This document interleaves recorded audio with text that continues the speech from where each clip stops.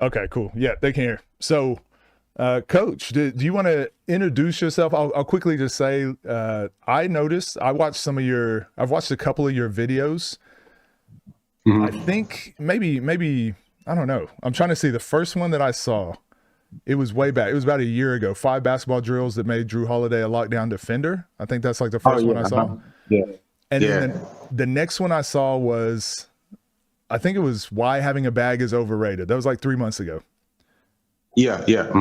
And then I didn't see any more of your content. So I guess I wasn't subscribed to you. I didn't see any more of your content until I saw a post that you made. And I think it was you going back and forth with a couple trainers on Yeah. possibly Instagram. I was like, wait, I think I've seen this guy's videos before. And then it made me like, oh, hold on, go to his channel. And I'm like, oh, shoot, he actually has a lot of videos. And then I've seen your recent ones with like how Steph, Kyrie, Kobe actually developed. And it's funny because I was doing videos trying to show people like this is what the pros do. So anyways, all that to say, Right. that's how I became familiar with your channel. And yeah, did hmm you want to just introduce who you are, what it is you do? And yeah, then we can just have a convo from there if you're okay with that. Oh yeah. So I'm Christian Oliver, player development coach out of Longview, Texas. I started my coaching career when I was about 16 years old as a boxing coach slash boxing trainer, and then I kind of like moved that on to basketball because I had a NBA account like on the back end when I was Yep. 16 that I was breaking down like NBA highlights and NBA defense highlights. And so after I graduated and I was no longer a boxing trainer, I'm like, okay, what do I do? And I instantly went to coaching, right? Coaching basketball because I loved it. I loved being around the kids and helping the kids. So ever since then, for the past 3 4 years, that's what I've been doing.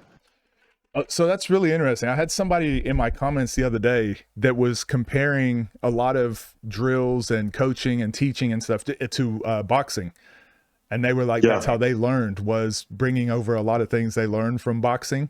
And I do a yeah, lot of studying of like right now in Brazilian jiu-jitsu. There's a lot of talk about right. like the CLA, constraints-led approach, and all that. So I've Mhm. been doing a ton of research on the like combat sports Yeah, community and how it compares, just so I can like, I'm preparing for a big video. But yeah, it's interesting you say right. that, and I think they translate really well.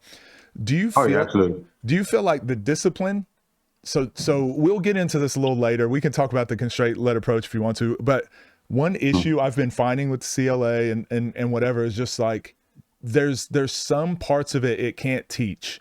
And now that I kind of understand your background a little better, it makes sense. If I were trying to Mhm. teach someone how to shoot a gun, I wouldn't do it. I wouldn't be concerned with how fun it is or how interesting the game is or whatever. It'd be safety Exactly. and it'd be hmm effectiveness. And hmm to me, that's how I compare constraint. Like if we're trying to teach a master, you probably think about basketball as like a combat sport because your background in boxing. Exactly. So Exactly. focus, Exactly. intentionality, all that sort of stuff. So this, I think this is going to be a very good conversation. Um, hmm so I guess overall, what are your thoughts on the skills training industry and all of that in general, like where we are currently? So, where do I even start? I guess first, So, are you familiar with any of my content? yes, I've actually been watching your content for probably like 6 months now, 7 months Okay, now. so So, yes. okay, so we yeah. All right, we're probably in the same on the same page then. Mhm. So, like, there's a lot of stuff I don't like, but I would say like the main part is just like just misguiding the kids in the wrong direction, right? Just like teaching them things that won't really translate or things that they don't need, I should say.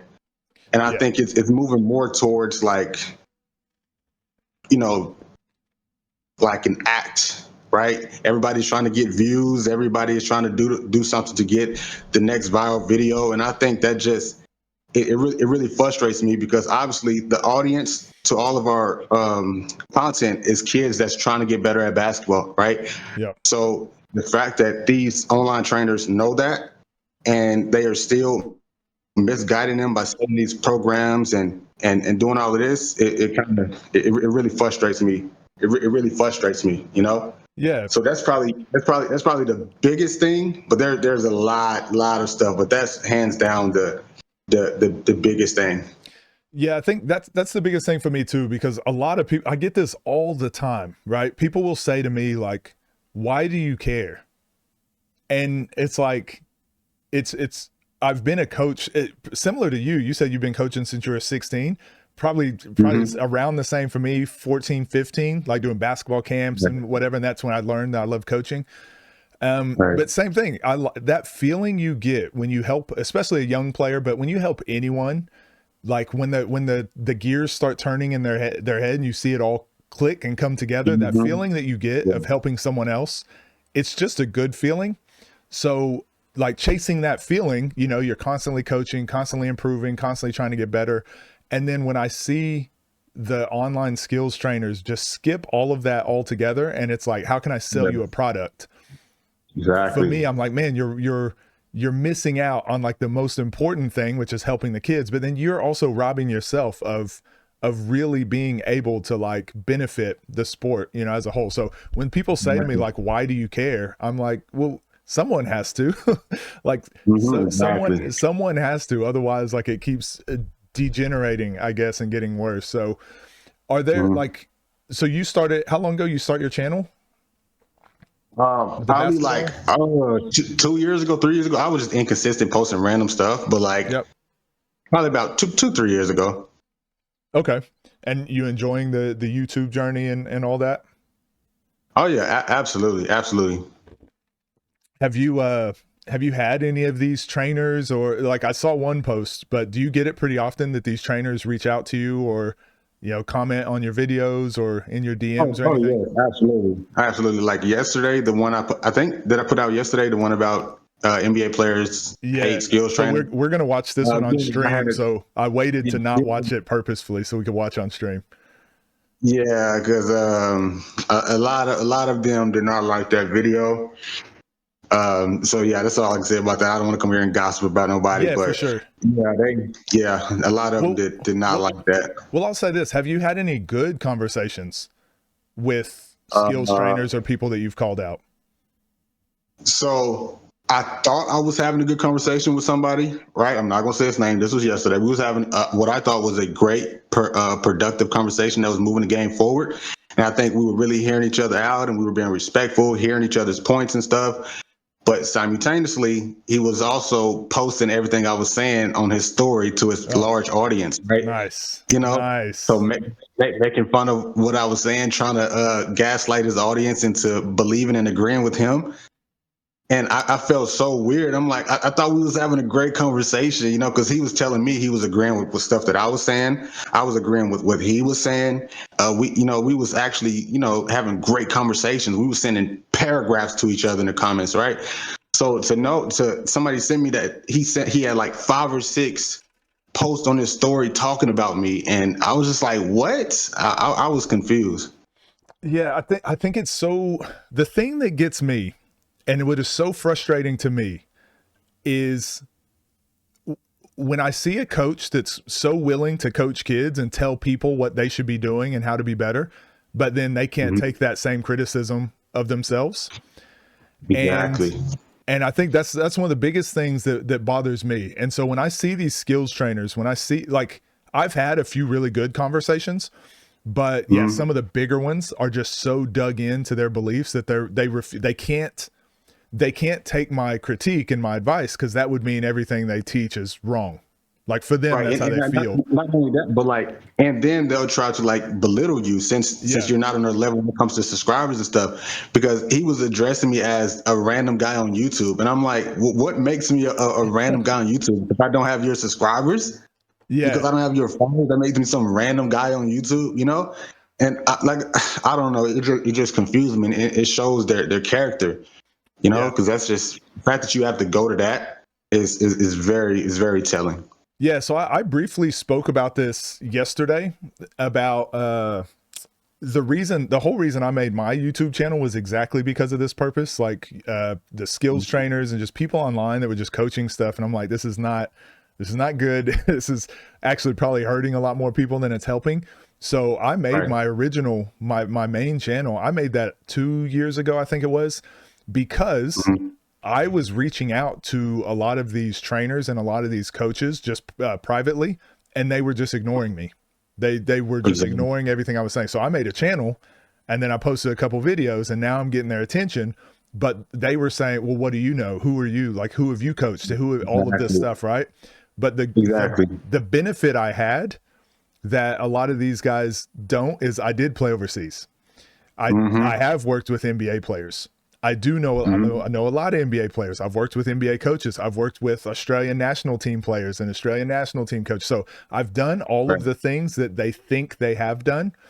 But because I wasn't a huge, because I don't use that to sell my coaching, there wasn't a lot of stuff to attack me on.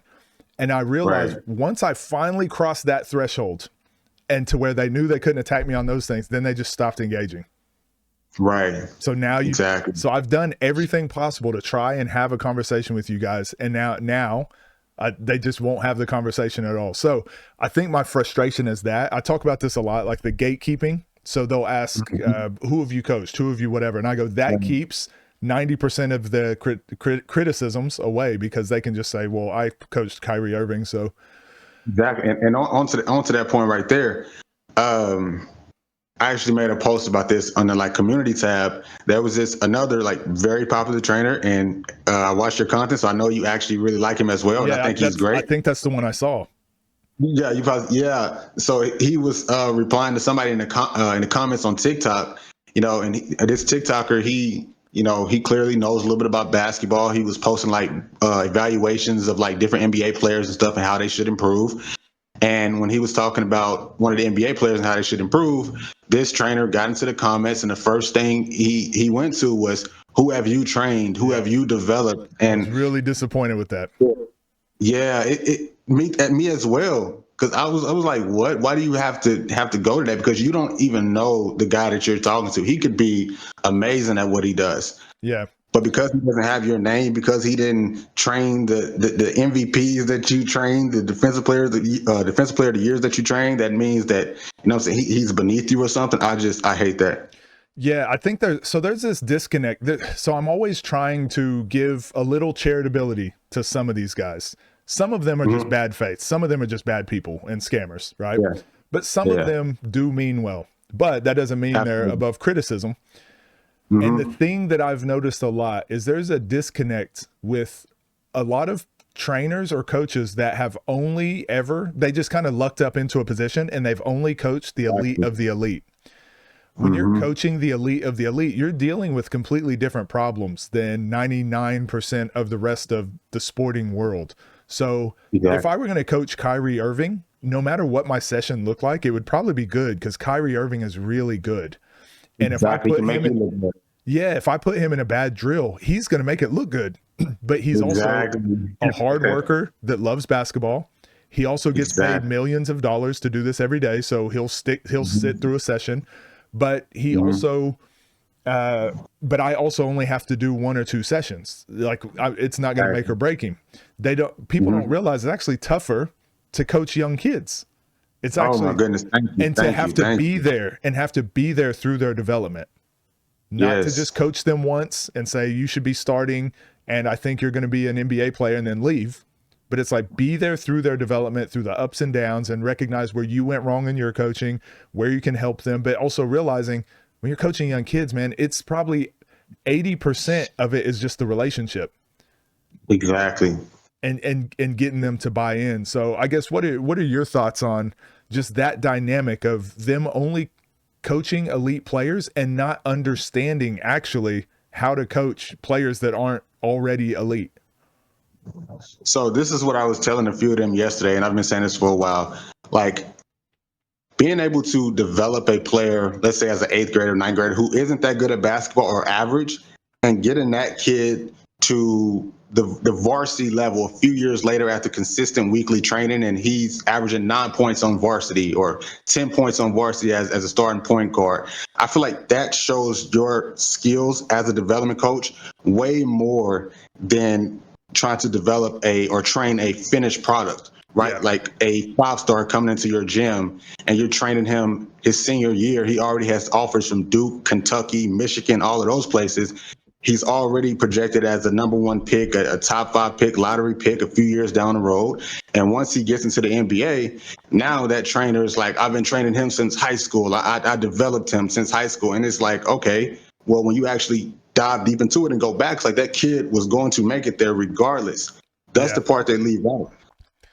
Yeah, and we see it all the time, right? Like one of the trainers, which I think you've had a conversation with or two, and I talked about this yesterday, but what he said to me, we had a big back and forth, and he was like, I coach this NBA player and this NBA player, and both years that I coached them, they both won most improved player. And I'm like, damn, that's actually pretty impressive. Maybe I'm in the wrong here. And so I went and looked it up. And one of them was Kyrie Irving. Oh, no, it wasn't Kyrie, but that is one of the things he says, like Coach Kyrie. One of the players was Victor Oladipo. And I was like, oh, wow. Like, okay, let's see what happened with this training. Let me see how this worked. And it was the year that Victor Oladipo played with the Pacers with Paul George. Right. Paul George got traded. And then Victor Oladipo got most improved player. And I'm like, well, hold on. Was it that's where his opportunity came from? Yeah, was it the train? And I've said this, it's not, you should be proud of that. And you should be proud of that journey. You are a part of that player's journey, but there's probably, Victor Oladipo is probably one of 3 people that was going to get most improved players anyways, because of the situation.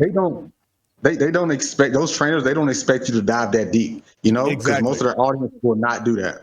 So that's the thing, is they looked at they wanted to Google me real quick and look at my resume. And if they couldn't find anything, they want to attack it. If they could find something, they move on. But then you're exactly right. They only expect me to do that same quick research of them rather than the deeper dive. And once you dive any deeper, then all of everything starts falling apart. The other player was Brandon Ingram. Right. And who did Brandon Ingram play with? He was playing on the Lakers. Right. And then he got traded to the Pelicans where they had nobody, and he got most improved player. He was the man, yeah. So again, I've just seen this happen. He was playing with LeBron, then he gets traded away, and it's like, yeah, of course. And so for me, coaching is, I say this so often, but it's like, if you can take a 9 and make them a 10, you did a good job. If you can take a 1, if you can take a 1 and make them a 3 or a 4, you did a good job. If you can take 4 and make them a 7, did a good job. But so many of these coaches are just taking 9s, and they either stay at 9 and they take all the credit for it, or they go, like I said, go to a 10. And I think that's where my frustration comes, because what it takes to get from 9 to 10 is completely different than what it takes to get from 2 to 8, 2 to 6. Absolutely. And that's where we need coaches. We need coaching for those kids that are in the middle. Those are the TJ McConnells, the Peyton Pritchards, the Josh Harts, the players that aren't, they could be NBA players, or they could just be really good overseas players. Right. And it's like, man, someone along their journey, most of them are the sons of coaches. And it's like somewhere along their journey, someone really spent the time and really got them to understand what it took to get to the NBA. But Brandon Ingram was always going to make it. Right, exactly. Kevin Durant, he was always going to make it. Kyrie Irving, he played 13 games at Duke. Like, he was getting recruited by Duke, played 13 games, was injured half the time, still was the top. He was the number 1 pick, right? Yeah. And if you start working with a guy after that, like, he was always going to make it. So yeah, that's one of my biggest pet peeves and frustrations. And then I feel like it makes my job that much tougher. Exactly.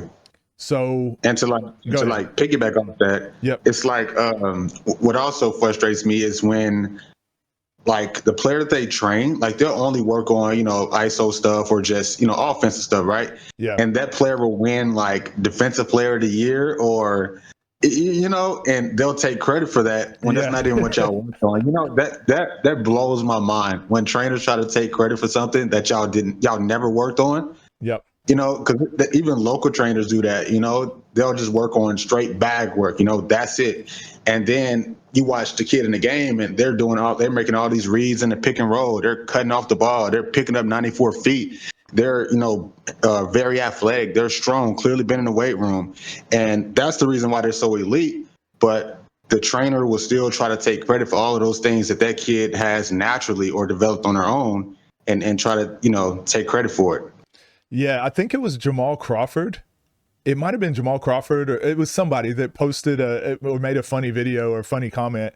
They were like, he was like, man, you know, as soon as Tyron Stokes got announced to Kansas, I saw 20 or 30 trainers jump on their story and talk about how they coached him and they're proud of him. Oh my gosh! And it was, Oh my and I'm like, Another yeah, time, yes. that's the industry.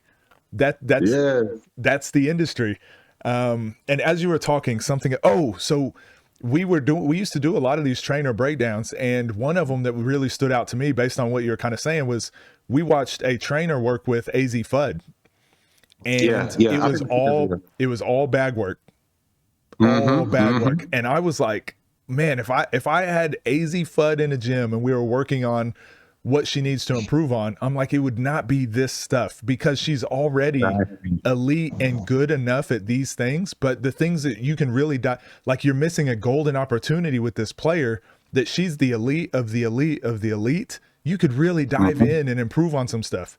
You could really you really could catapult her game to like that next level. But it was all bag work. And I said it to the chat. This was before the college basketball season. And I was like, guys, she's not going to do any of this in the season. It's going to be catch and shoot. It's going to be back cuts. It's going to be defense. It's going to be none of this. And sure enough, season starts. She's passing the ball and cutting, and she's picking up full 94 feet. You know, she's picking up full court and pressuring, and they're playing as a team. It was the same thing with Paige Beckers. And everyone, all the skills trainers want to take credit for training them. And I'm like, man, we're missing I think we're even missing opportunities with our elite players that, like, we're not even really training them. Exactly. We just put them through a workout and we say we got them better. Exactly what I'm talking about. So yeah, I think I'm not gonna lie, this feels very good to have somebody else that is, I'm not saying attacking these trainers, but I do think pointing these things out and just I guess bringing so, because when I posted my video, I don't know if this happened to you, I had thousands of people reach out to me, and so many people are like, thank you, this is what I've been saying for so long. Like, there's so many more people that feel the same way we feel. So I think having another voice in the industry and another voice is just like, for me, it's music to my ears, but it's showing me that things are changing. Like, that industry is starting to get figured out. And I think people are, I know some of the people I've called out, they rarely post anymore. So for me, I feel like that's a huge win for me. And then now I've seen a couple other ones sprout up, and I'm like, all right, I got to get a video ready. So do you feel like you've had a hand in, I guess, illuminating some of this stuff, or is this like just the beginning? What's your thoughts? Oh yeah, for sure. Because I get a lot of comments like telling me that, like, oh, this is what the young players need, you know? And some of them tell them, like, it's about time somebody call out these, you know, these certain trainers, you know? I get a lot more of those comments than the quote unquote, like, negative comments from the trainers and stuff, you know? Yeah. So that's why I know, how I know I'm doing pretty good for the space, because those are most of the comments that I'm getting, you know, on Facebook whenever I post there, on YouTube, obviously. And even Sean, who you had on, was it yesterday or the day before? Yeah, yesterday, I think. Yeah, yesterday. Day before. We actually had we used to have conversations almost every week on my Instagram before it got taken down in December. And that's pretty much how we pretty much kind of connected. It was on stuff like this, you know. He liked what I was saying and what I was about, so we connected and we was talking every week. So I've had a lot of coaches, trainers, but mostly just regular Joes in the comments letting me know, like, hey, keep this up. This is what they really need. So that motivates me to keep doing what I'm doing. That's interesting, because I didn't know you and Coach Sean knew each other. But I say this all the time, like, the basketball world is small. The basketball world is super small. So I know a lot of people in the basketball world. So when I see these trainers and I see some of the stuff they post, I'm like, I've heard about you. And that player that you're posting doesn't think the same about you. Exactly. You know? So that's the part that's something that, that's so interesting to hear. So I did want to kind of get into CLA. This has been so I haven't posted on my main channel in a while, because I'm working on a massive video on Yeah, this yeah. topic, CLA training, ecological dynamics, all this. So I've been doing tons of research, tons of debates, watching tons of conversations, whatever. What's your thoughts on CLA training?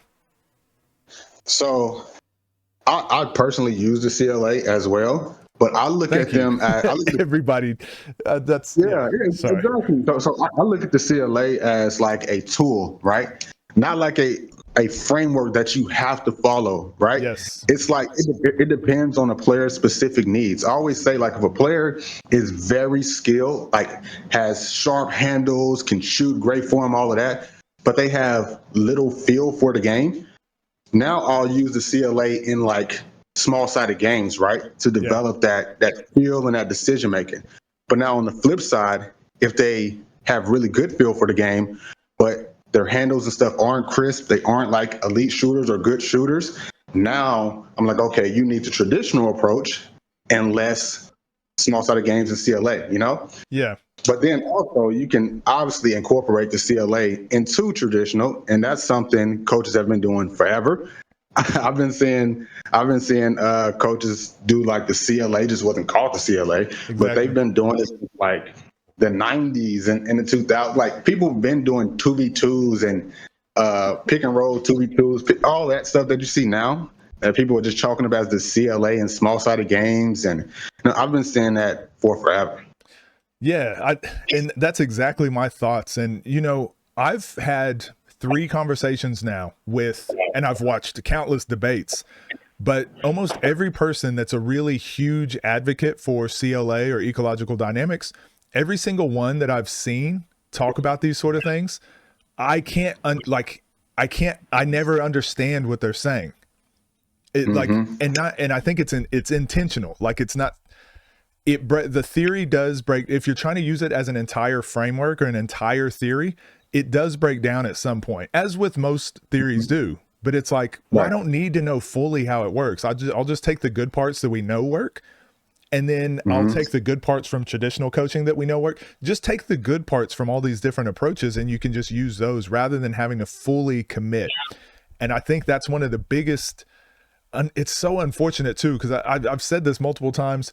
But I went to a coach's clinic maybe 13 years ago, 14 years ago, and it was in Australia, and it was when the CLA approach was kind of becoming like really popular, and Yeah. it opened up my brain to a lot of things. So that was a monumental moment for me. It was really good, and I walked away from that training of like, man, there's so many more things I can add. This is great.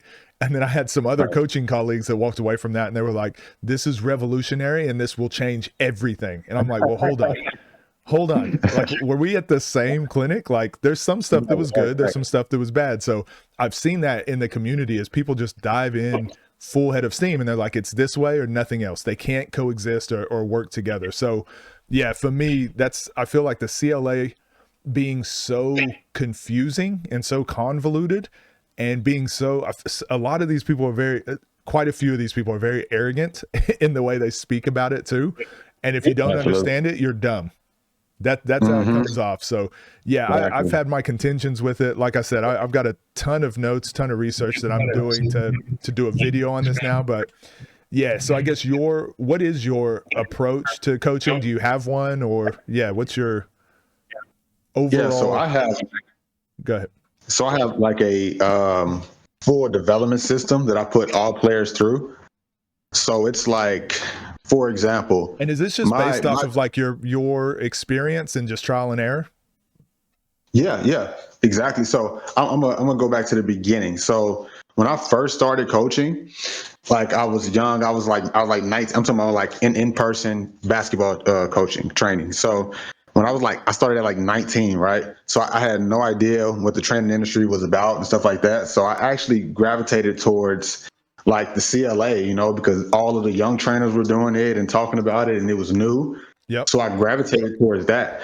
But then over the years, over the 2, 3, 4 years, when I started to, trial and error and gain my own knowledge, I started to understand like this isn't what people make it out to be. So that's why I gravitated towards first. But now I just look at both as tools. to fix a certain problem. But personally, what I do in my program is I prioritize developing winning players who impact winning, right? Yep. So I have like my 5 keys to winning, and this is stuff I researched and did the numbers, like rebounding, obviously, defensive stops, energy, no turnovers, timely buckets, right? I feel like those are just like the main things that can contribute to winning. And then under that, I have my 4 concepts to being a really good offensive player. That's spacing, closeouts, paint touches, and straight line drives. And then defensively, I have 5 or 6, I think. I think it's defending closeouts, communication, gap defense, pick and roll defense, and on ball defense, so guarding your yard. So that's pretty much my entire framework personally, and I feel like that's what has worked for the players in my program. Yeah, I think we can do that with the traditional or the CLA or small sided games, Yeah, for sure. I like that because same thing for me. Most of what I know when it comes to developing a player is based off of personal experience. But again, personal experience with thousands and thousands of players, but also going to camps where I'm learning stuff from other coaches and working in large camps where I'm just one small coach at a basket. And so you combine all these things you've learned, and then at some point you have to get in front of a player. And this is why I said this is where a lot of coaches miss out on that are online. Having to be in front of a player and coach them and then be a part of that journey for an extended period of time is the missing key, I think. When you just have to do one session with a player, it's very easy. It's very simple. But when you have to build them from beginning to end, you probably did this when you were younger. You came up with an elite a session plan for a player. You worked with them. It was really fun. It was really good. But then you had another session with that same player, and you're like, what do I do now? Whereas now I start from the opposite. I actually for me, it's like I'll watch film on the player and typically with the player so that we're on the same page of, okay, what do you need to work on? What's our goals? And then I will put together a plan based off of that. But then it becomes like a long-term plan. Like, today, hopefully we can get to here. But if this player, let's just say this player, typically, we got Tricky in here. So I'll use Tricky as an example. I watched game film with Tricky, and we were going to try to talk about how he can score more baskets. And for me, okay, if you want to score more, you have to get the ball more. So exactly what you were saying. That could be rebounding. That can be running the floor. That can be setting a screen and popping to the ball. There's like a bunch of different ways. So let's look at those opportunities that you would get. Let's look at those opportunities on film. So we're watching game film, and I'm like, damn, you missed an opportunity here. Oh, you missed another one here. You missed another one here. You missed another one here. So once he understood what we were trying to look for, now when if we go work on the court, we can show like, this is why we're working on this. Because when you do catch it there, here's what you do. When you get it here, here's what you do. Here's what you do. So for me, it's like watching game film, understanding what the player needs, getting them to understand their goals, and then we go from there. Whereas you look at a lot of these trainers, again, one of the guys you brought up, who's one of my favorites, I'm like, man, I don't know if he watched game film on this guy.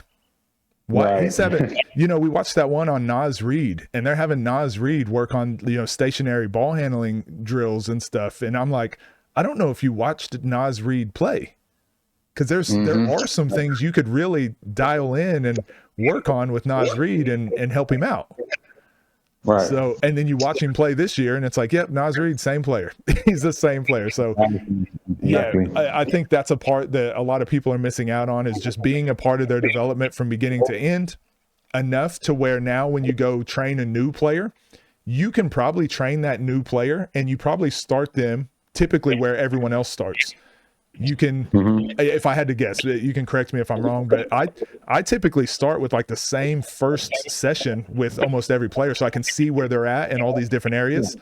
And then after that, boom, we put a game plan together and we go. I agree. I call it like an evaluation session. They all go through the same one. Just yeah. So that's interesting. What are there any coaches, trainers that you watch that you like? Or are you like me? Are you a contrarian? You'll find something you don't like about him. No. I would say probably like honestly, I don't know if you consider yourself a trainer or whatever, but I'll say you are definitely one of the ones. But that's why, like, when I seen you like 6 to 8 months ago, whenever, like, I saw we had kind of the same philosophies and takes on the game of basketball and trying to simplify the game. So Yep. that's why I really started, watching you. But Appreciate that. yeah, no problem. And I think I like at least something about every trainer. You Yeah. know, Yeah. I just don't hate everything that they do. Like even the guys that I was, had the conversations with, I was giving them their flowers at the same time. It's like even if I don't like the way you train, I could like the way you conduct business or conduct yourself in interviews or how you talk to people. How you get what I'm saying? There's Yeah. something that you can get from all of these trainers. But to really answer your question, I would say yeah, that's probably my answer. I can find something I like about just about everyone, or at Yeah. least like the most popular ones. Yeah, no, that's fair. I'm the same. I've said this forever. Like, I had coaches in the past because I was a coaching director, and my job was to Right. coach coaches. And I would have coaches all the time that not that maybe they've just been around basketball their whole life, like they've never done anything at a high level, but they'll just say like, I've been coaching my whole life. I don't need to learn this. I don't need to do this. And they'd be like, I know more than this guy. And I'm like, no, you need to go to these clinics because you can learn something from everybody. Even if it's a bad coach, I was like, you'll learn what not to do. But like, Exactly. you need to keep going to these things. So I think that's super important. And I agree. Most of these coaches, and that's why I kind of said earlier, where I try to be charitable because I do think that a random number, 90% of these guys, I think get into it because they do want to help people. I think that's where they initially start. But I think at some point it turns into how do I make money? And Right. I don't think you can do both effectively. Because to make more money, you gotta, like I said, you gotta start using bots so that you can reply to all the comments quicker, so you can grow your audience bigger. I don't think bots are bad, but once your brain starts thinking volume, you care less about individual people, and it's more about how many people can I reach. Yeah. So, yeah, I think there's definitely something that happens there, but I do think that's important, like understanding what you like, what you don't like, and you can learn something from everybody. Do you know Coach Rob Blackwell? Yes, I see him a lot, like on reels and stuff.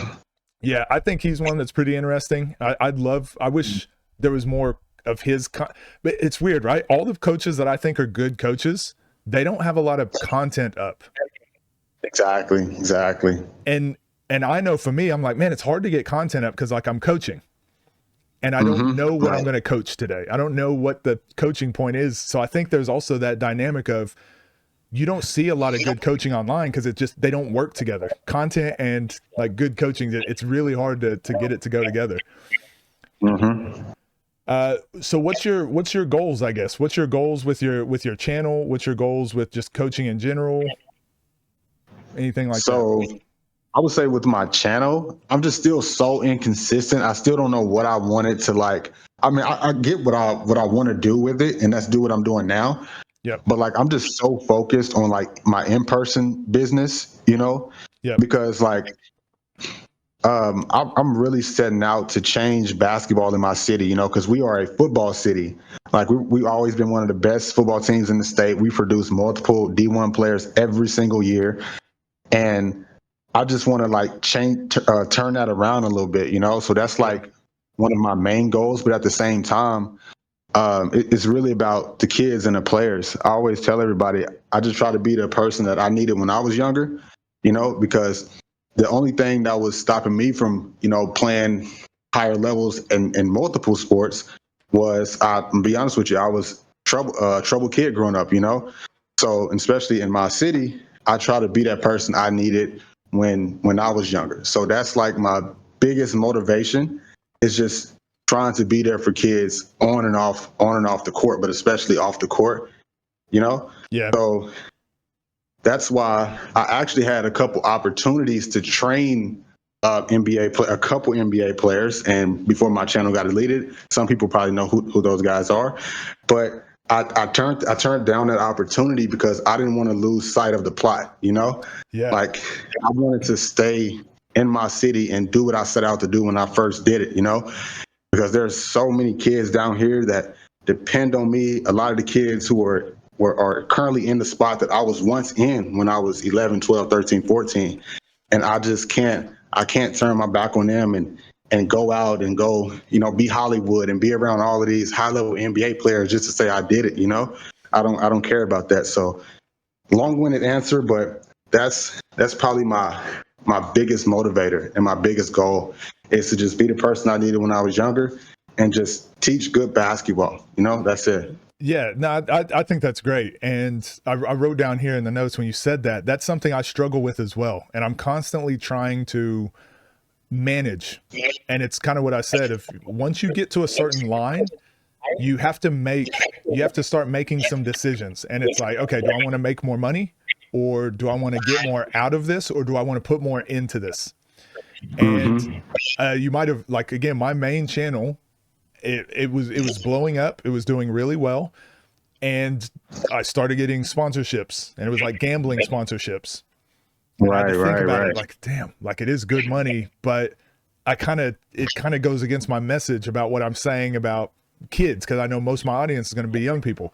That was like the first thing. And then what you said about opportunities of training professional players, I had done that in the past, but it wasn't my main thing. My main thing was just working with large groups of coaches. So we had professionals come through all the time. So I'm lucky that I had that experience then, because I don't feel now like I need to take those opportunities. So as I've said to you as well, my resume and who I've coached and all of that, I could name drop some things, but that's going to just get me the people that want to be around the name drop type people anyways. It's not getting me the kids who really need it. And what you said with the good coaching and stuff like that. So that's something I battle with a lot. And I intentionally make some of those decisions that you do as well to keep myself grounded, to not let myself kind of go Hollywood, like you're saying. So I think that's awesome. I think that's a great approach. And it's one of those things of it almost, do you feel like you're sabotaging yourself sometimes by doing that?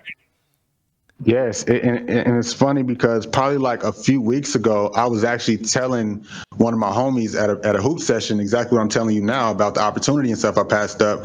And he was basically telling me like, man, you should have did that, man. You can make so much money, and like you should have not turned that down. And I started thinking like, dang, what was that like? Should I have done it?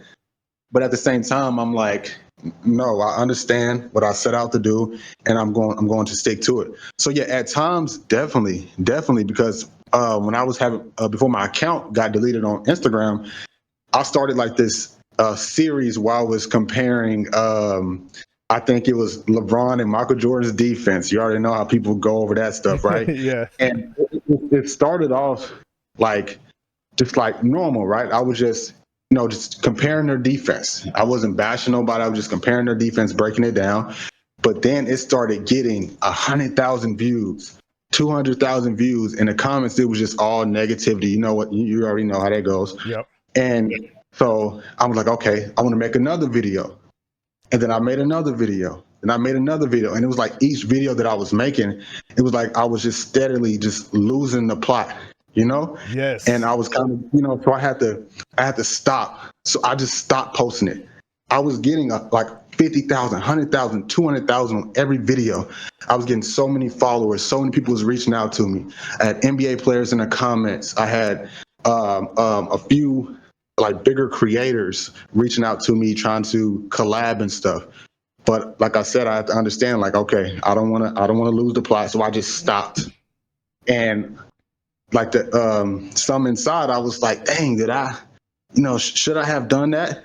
But then when I really sat down with myself, I was like, yeah, I did the right thing. Man, this is so refreshing to hear, because these are the same questions and the same things I battle with all the time. Can I ever truly have the success I want to have while keeping my morals intact, while keeping my sanity intact? And I'm going to show this. I'm going to show this on screen. I don't know if you're watching the stream or whatever, but let me hide my camera so people can see. So this is my channel, and this is where I start. This is my main channel and where I first started. And the very first video I posted was an actual critique of the Bronny situation. So I don't know if you know Awful Coaching. Yeah, I know. So yeah, the Awful Coaching guy posted a video, and he was bashing Bronny, and he did this for like 7 videos straight, and it made my blood boil. So I'm like, you know what? I'm gonna start a YouTube channel, and I'm gonna make a video like actually breaking down Bronny James with like fair critiques. And I posted that video, and it got like 10,000 views, like pretty much straight away. And I'm like, okay, yeah, that was good, but it's 90% likes and 10% dislikes, which I don't really pay attention to likes and dislikes, but now that I've gone back in time and looked at this, I've noticed a trend. So here's the 90% likes, 10% dislikes. So then the next video I did, what's another topic that I wanted to talk about? Caitlin Clark versus Angel Reese. That was a topic I thought was interesting. This is right at the height of the back and forth and all that. Okay, let's talk about that video. And it did okay. It got like 2,500 views, 70% likes, 30% dislikes, and 167 comments. And the comments it wasn't who's a better basketball player. It was a lot of racial connotations. It was a lot of attitudes, and it was a lot of, it was a lot of like, okay, this is interesting, but these are my first 2 videos. This is showing me I know how to get views. So let's do another Bronny video. And because Awful Coaching made another Bronny video, so then I made another Bronny video. It was 3,000 views, 84% likes. Then I was like, Awful Coaching again. And I did this, and it was again 3,000 views, 75% likes. And then I was like, okay, hold on, what has happened? Like my brain is kind of getting fried right now because I'm fighting against this toxicity, but I'm like rolling in the mud with all this toxicity. And so my very next video, I was like, okay, no, I'm going to stop doing this.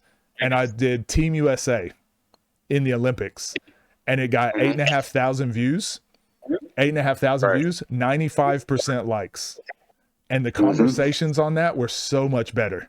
It was like real basketball conversation. So then I did some more WNBA stuff, and same thing. I saw the trends, and I'm like, okay, I love the WNBA. Anyway, so I know this is a long conversation, but I saw all of the WNBA conversations. It was all toxicity, and people weren't ready to engage with like proper basketball talk. And so I just moved away from it. Regardless if I want to have the conversation or not, people aren't ready for it. And then I finally found my lane, like later on, like, okay, what's something that I can add? Now I got to 100% likes, 100% likes, 100% likes. Like I'm getting to a point where I'm like, okay, I'm able to have these conversations in a like positive way. And even the skills trainer video that's like 300,000 views now, it's 98% likes. I was like, you know what? I have to just do what's like true to me and not chase the views, and like make sure I just do what I believe in and all that sort of stuff. So anyways, you talking the way you were and saying what you were, exactly what I had to go through. And I still go through it all the time of like, okay, how do I stay true to myself? How do I make sure I'm not chasing views? How do I keep from falling into these trends of like, just whatever the most toxic thing is, it's going to get the most views? Because I feel like you lose yourself so quickly. Absolutely. Did you have anything to add to that, or anything to? Oh no, I agree. I agree with that 100%. I agree. Yeah, and I feel like that's another thing that people don't understand. It's when you post a video and you see the views going up, it does something to your brain. It's a good feeling. And if you you can just post something toxic to get that good feeling in your brain, I feel like that's where a lot of these Instagram and social media coaches kind of go wrong. So yeah, it's really good to hear your perspective and hear that, behind the scenes, how your brain works and all that. Yeah, but to piggyback off that as well, I used to be a basketball writer. I used to write articles and stuff, but also I used to write scripts for big YouTubers and just YouTubers in general, right? Yep. And a lot of them they wanted to talk about the Angel Reese and Caitlin Clark stuff. And my thing was, I'm like, okay, that's cool. It's gonna get the views. You know, my job is to help them make money and stuff like that. So it's like whatever. But then as they started getting views, their ideas started getting weirder. You know, we started just really like attacking Angel Reese. And I told the guy, I straight up told him, I said, I'm not doing that, especially because the guy who I was writing for, he didn't look like me and you know, put it like that. Yeah. And so the fact that he was just trying to get me to just write negative stuff, hateful stuff against Angel Reese, like the thumbnails he was making was very, you know what? And I was just like, yeah, I'm out. I'm not doing this. And he let me go. And now his channel is doing terrible, like terrible. And I'm just so glad that, you know, even though those videos could have got a lot of money, which would have led to me getting paid more, I'm proud of myself for just, you know, getting out of that. Cause I was younger too. Yeah. So, you know, I was like 19. So I'm so proud of myself for doing that. But yeah, it gets to a weird place once the money start getting into your pocket and the views go up. You start to really test yourself morally. So, it puts you in a weird spot.